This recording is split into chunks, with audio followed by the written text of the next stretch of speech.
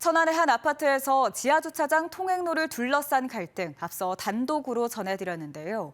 그런데 알고 보니 통행로의 땅 주인이 전직 구청장인 것으로 확인됐습니다. 문제는 통행로를 보장한다는 조건으로 퇴직 1년 뒤 건물을 짓고도 이를 어긴 것으로 드러났고, 건축 허가를 받는 과정에서 특혜가 있었던 게 아니냐는 의혹도 나오고 있습니다. 김성국 기자가 취재했습니다. 20년 넘게 입주민들이 이용해온 천안의 한 아파트 지하주차장 통행로. 지난해 땅 주인이 통행료를 내라며 각종 장애물을 설치해 지하주차장 이용에 주민들이 불편을 겪었고 결국 법적 분쟁으로까지 번졌습니다.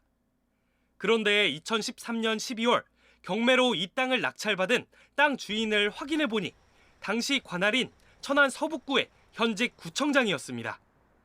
해당 구청장은 몇 달 뒤 퇴직했고 1년쯤 지난 2015년 구에 건축 허가를 신청해 통행로 위에 건물을 지었습니다.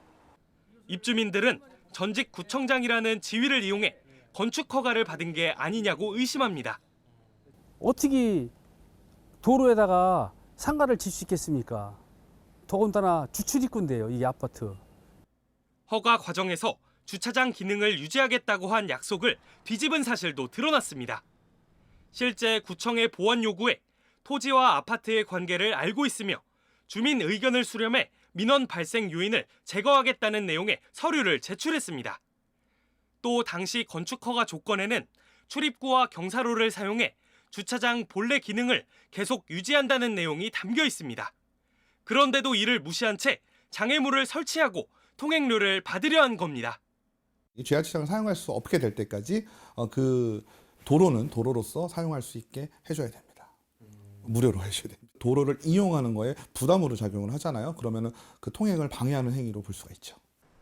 공교롭게도 전 소유주 역시 같은 땅에 건물을 짓겠다며 신청한 건축 신고는 입주민 통행로라는 이유 등으로 반려됐습니다. 이후 3년 만에 전직 구청장인 땅 주인이 더 까다로운 절차인 건축 허가를 받은 겁니다. 땅 주인은 구청장 재직 시절 오해를 받을 수 있어 퇴직 1년 뒤에 건축 허가를 진행한 것이라며 지위를 이용하거나 압박을 가한 적은 전혀 없다고 반박했습니다. 당시 허가를 내준 천안시 서북구 관계자도 부당한 청탁을 받은 적 없고 건축법 등 관련 절차에 따라 처리했다는 입장입니다. 소유권이 넘어가는 시효 취득을 우려해 통행료를 받으려 했다는 땅 주인의 주장도 법적으로 맞지 않다는 게 법조계의 해석입니다.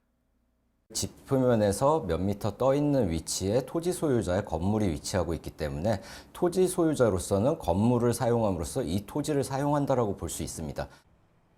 한편 천안시는 지난해 7월과 10월 해당 건물에서 일부 불법 건축물을 적발해 시정명령을 내리기도 했습니다. MBC 뉴스 김성국입니다.